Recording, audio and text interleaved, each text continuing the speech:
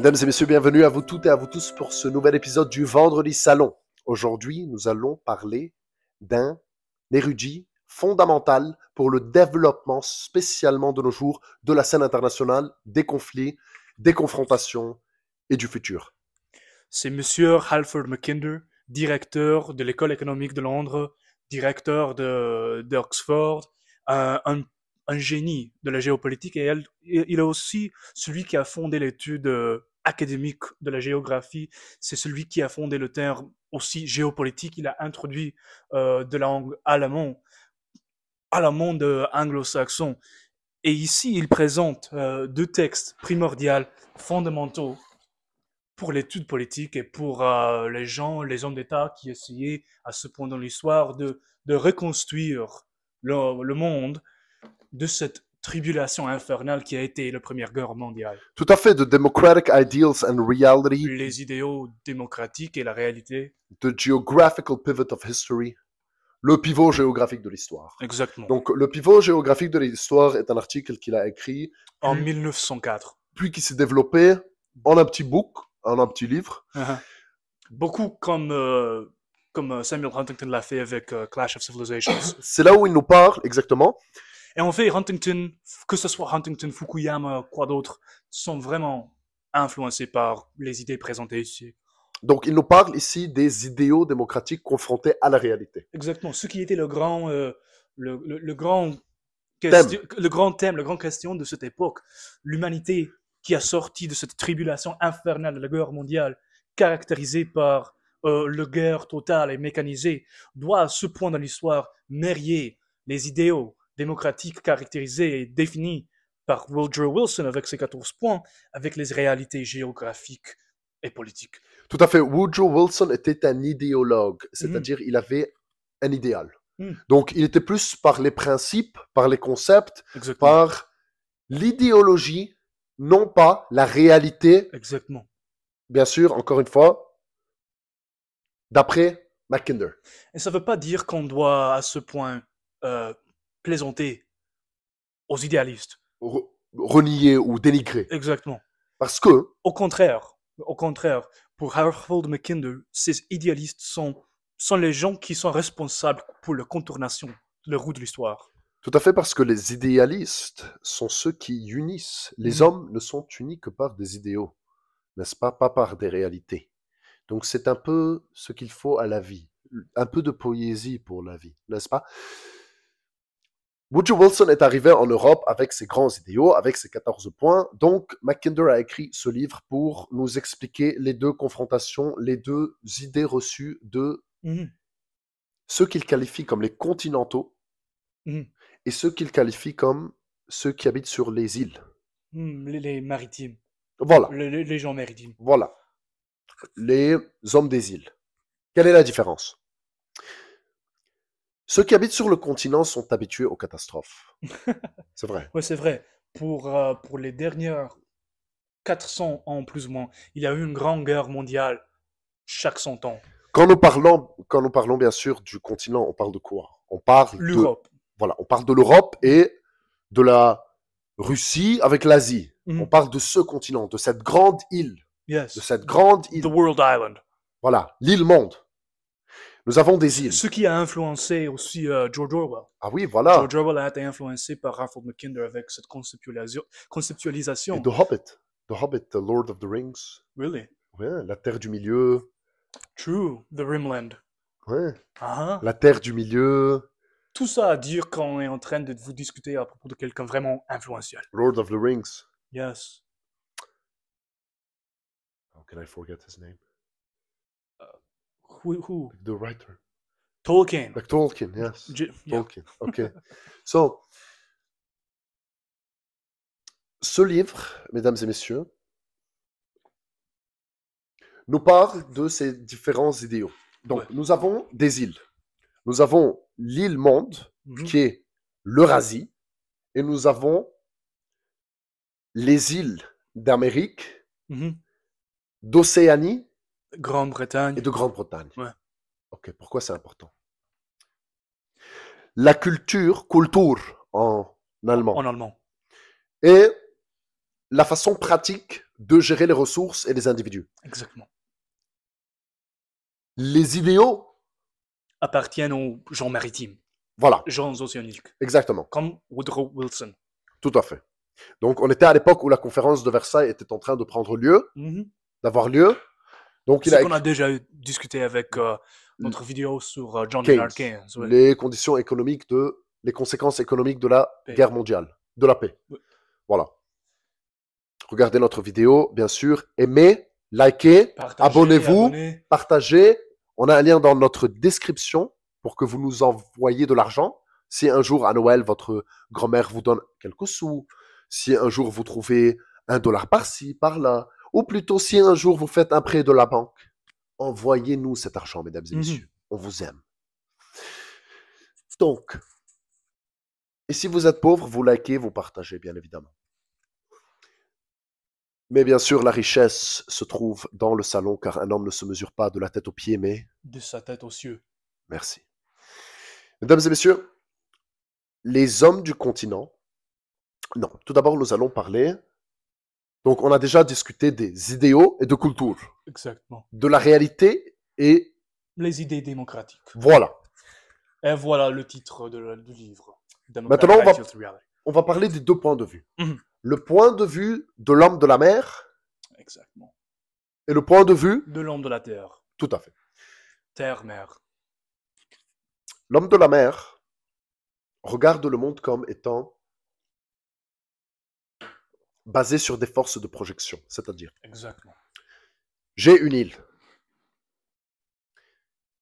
Qu'est-ce que je fais pour dominer le monde?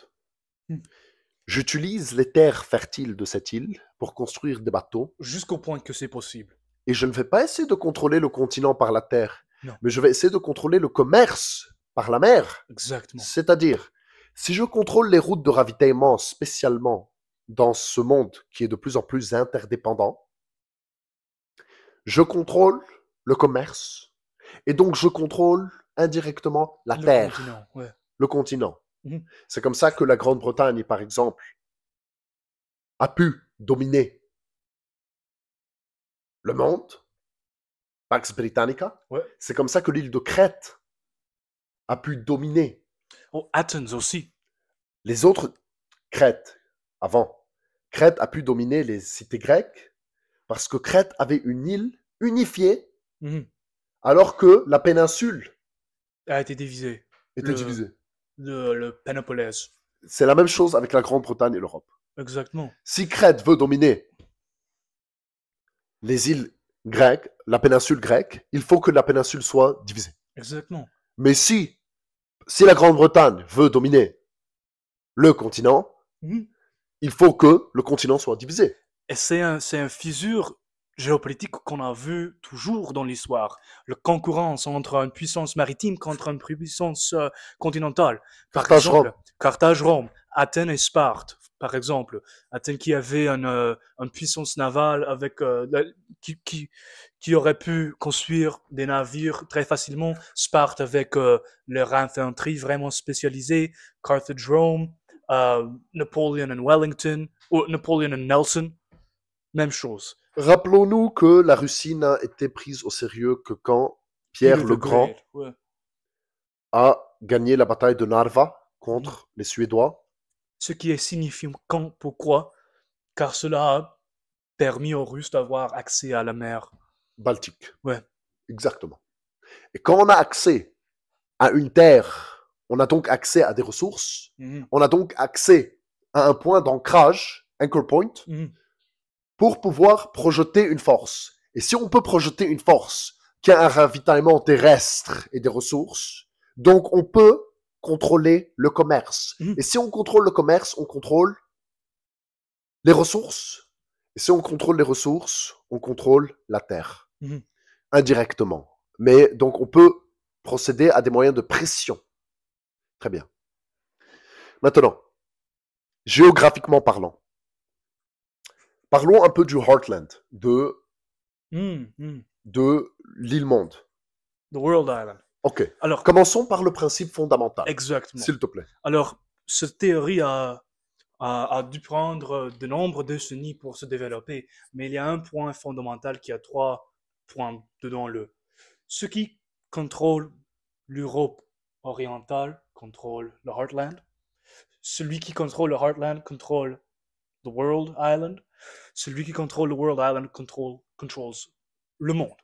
Celui qui contrôle l'Est de l'Europe contrôle l'île monde. Celui qui contrôle l'île monde contrôle le monde. Tout simplement. Pourquoi? C'est la question.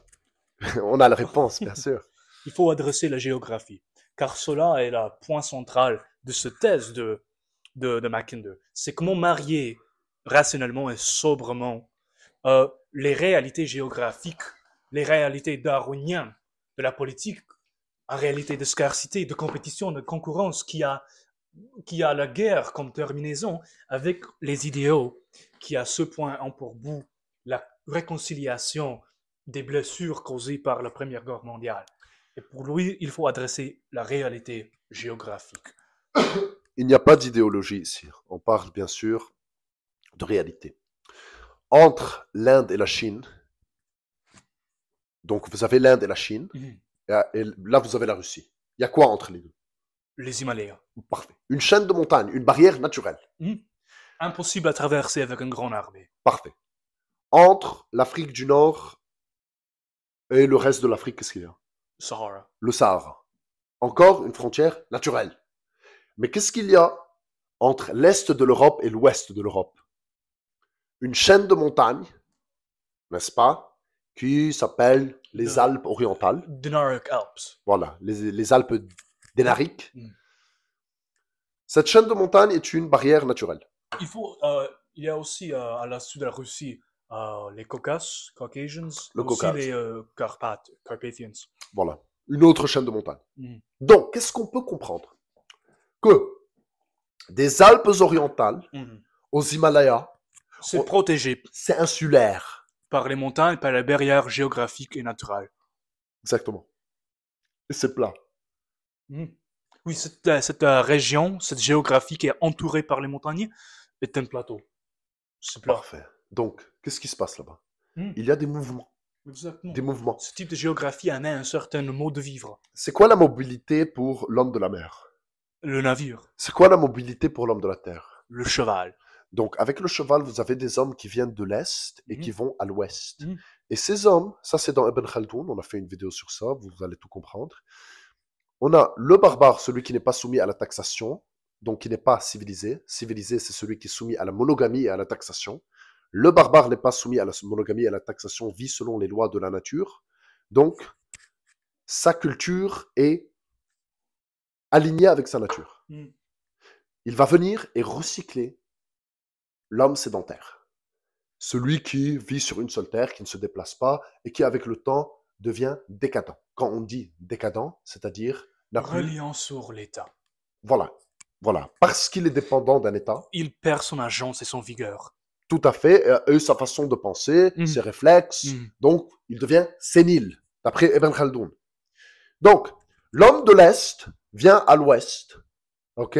Et il y a des mouvements de population Est-Ouest, Est-Ouest. Alexandre, Darius, Genghis Khan, Attila, Napoléon. OK? Il y a des mouvements. Timur Khan. Il y en a plusieurs. Les Mayars, les Attila, les Huns, les Mongols. OK? Donc, oui, alors, cela indique la réalité géopolitique, car toujours quand il y avait une puissance dans cette région du monde, ils ont pu découvrir l'entièreté de cette terre, de cette région géographique. C'était vraiment facile pour mobiliser à cause du fait qu'il était plat. C'était tellement facile. Tout à fait. Tout à fait. C'est que les Moghuls, par exemple, en Inde, n'est-ce pas? Ce sont des Mongols. Moghuls. L'empire Moghul, c'est des Mongols qui sont arrivés en Inde. OK? Cette zone géographique, mesdames et messieurs, OK, est pleine de ressources. C'est les ressources, c'est le grenier du monde. Mais il faut de l'industrie. Et puis, hop, celui qui a l'industrie avec les ressources contrôle tout. Donc, l'Europe de l'Ouest s'est formée comment? Selon Mackinder, encore une fois. Mackinder qui, bien sûr, était... Un érudit d'une échelle extrême. Ah non, Mackinder qui était un grand professeur à l'université d'Oxford, Mackinder qui était le chef de la London School of Economics and Political Science, bien sûr. Mackinder qui était le plus grand érudit de son temps et de nos jours. Bien sûr, de nos jours, il n'y a plus d'érudits comme ça. C'est pour ça qu'on est là. Et donc, il nous explique que l'Europe de l'Ouest s'est formée contre les invasions de ces gens de l'Est. C'est-à-dire les barbares. Le gothique,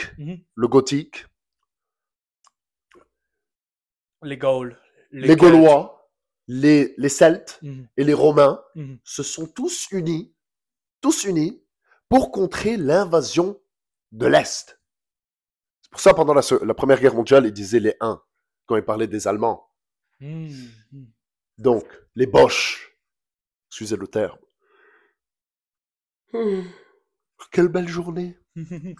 Donc, c'est comme ça que les pays de l'Europe occidentale se sont développés. Ils se sont unis pour contrer la menace. Parce que... Ce qui est aussi une allusion, une référence à notre ami Toynbee, Arnold J. Toynbee, ce mécanisme de questions et réponses qui développe les nations, les civilisations. Action-réaction. Exactement. Parce que qu'est-ce qu'un guerrier sans son ennemi? Réaction. Exactement. Les choristes. Les choristes. Vois sur ton chemin, gamin oublié, carré, donne-leur la main pour les mener vers d'autres landes. De la vie, de l'espoir. Ok, ça suffit. Ardeur de la vie. Excellent. Donc, l'Europe occidentale s'est unifiée comme ça. Voilà, contre l'invasion de l'Est. D'accord.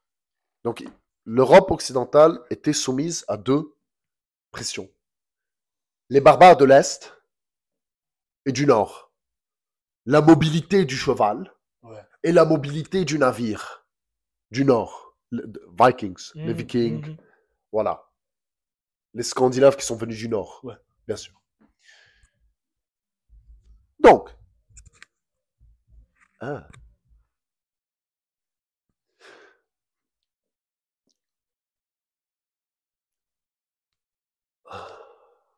où en étais-je? Donc, l'Europe s'est développée ainsi. Parlons un peu de l'Empire romain.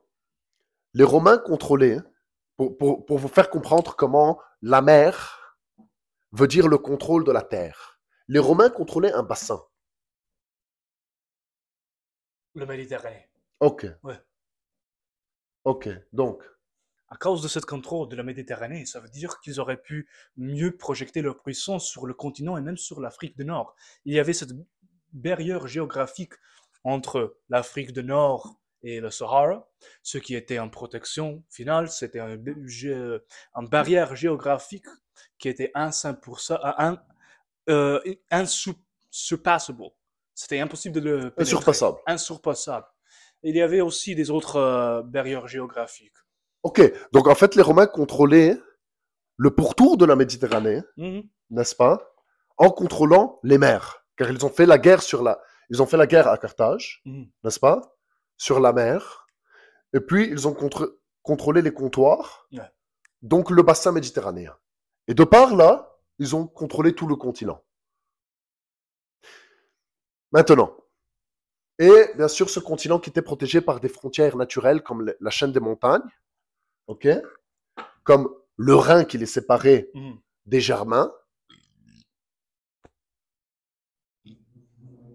La chaîne britannique qui sépare. Ah, ok. C'est en concurrence. Donc. Mais il y a une région en particulier en Europe qui est vraiment vulnérable, qui n'a pas les mêmes protections géographiques. On retourne à cette question du Heartland. Ce qui est vraiment attirant et intriguant pour la géographie du Heartland, c'est que c'est entouré par des montagnes, par des barrières géographiques, sauf qu'en région. Et cette région, c'est le plateau eurasique, l'Eurasian Steppe, qui réside géographiquement dans les pays de l'Europe de l'Est. l'Europe de l'Est est très sensible parce que l'Europe de l'Est est plate et parce que celui qui contrôle l'Europe de l'Est contrôle le Heartland. Parce que c'est insulaire. Parce que c'est juste ouvert après. Exactement. Donc, il y a cette chaîne de montagnes, n'est-ce pas? Les Alpes orientales, ok? Celui qui contrôle ce qui est après les Alpes orientales jusqu'à... Les Himalayas. Non, jusqu'à Moscou. Ok. Donc, des Alpes orientales jusqu'à Moscou, ok? Le Dniepr, la rivière. Yes. Celui qui contrôle cette zone contrôle tout le reste. Bien sûr, c'est pas aussi facile que ça, n'est-ce pas? Donc, mais géographiquement, ouais, ils sont insulés, ils ont plein de ressources et de puissance, manpower. Comment le dire voilà, manpower est un terme qu'il a inventé. C'est une mesure de productivité et de vigueur, la qualité voilà, de vos citoyens. Voilà, si vous voulez, c'est les ressources humaines. Les ressources humaines. Donc, human capital. Le capital humain. Excusez-moi, il est tard, mais il est tôt dans vos cœurs.